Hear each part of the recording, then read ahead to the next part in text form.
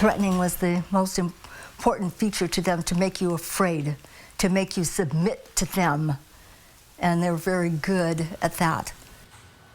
You just heard from an 84-year-old woman who lost her entire life savings in a cryptocurrency scam. She wants to remain anonymous, so we'll call her Helen for the sake of this story. But she's sharing her story to make sure you're aware of these scams and you don't fall victim like she did.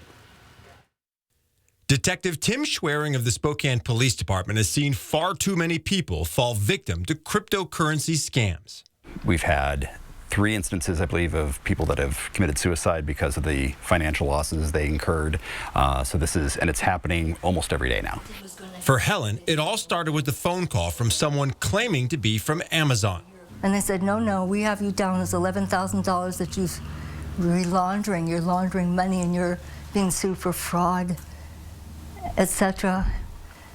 And that the IRS is after you.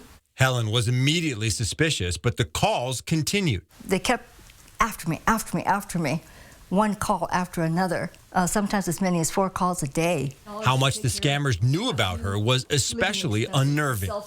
They knew how much I had in the checking account and how much I had in my savings account, and they knew how much I had in investments. How did they get that? The threats continued. The scammers told Helen the only way to clear her name and avoid being arrested was to go to a Bitcoin ATM like this one and transfer them money. I felt I was in a roller coaster ride and that I was being hypnotized and dragged through the mud. They threatened me with everything you could possibly imagine. First, $39,000, then another $14,000. But they didn't stop there.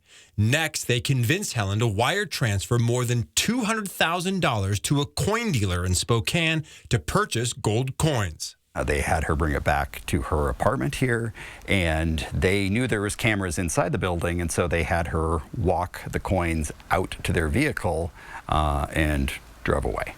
So how much did Helen lose in total? $309,000 to my recollection.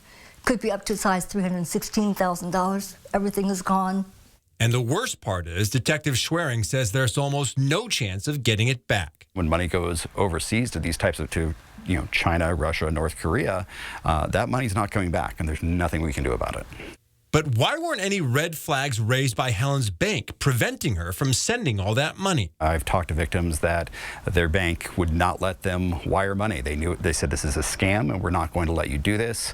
Other banks take the position that if their customers want to wire money to anywhere, they will let them do that, and they view that as not their problem. Protect me, because if my bank wasn't helping me in a manner, then who else could I trust other than myself?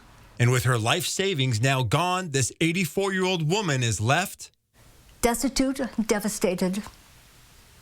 I've had to reverse my whole life. Everything that I knew is gone. Now, we did speak to Helen's bank. They told us they have an escalations team looking into her transactions and will get back to us soon.